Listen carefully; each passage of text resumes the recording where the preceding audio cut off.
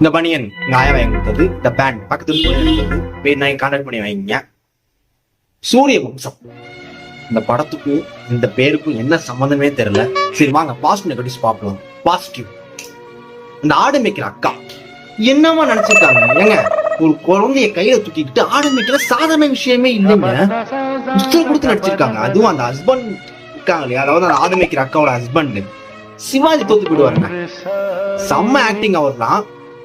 In fact இந்த படத்துல நானும் நடிச்சிருக்கேன். என்ன கேரக்டர்னு கேக்குறீங்க? அந்த ஆடு மேய்ப்பானாக்கா அவங்களோட புருஷன் என்ன எஸ்ல டெலீட்ல போயிடுச்சு, அதனால நீங்க பாத்துருக்க முடியாது.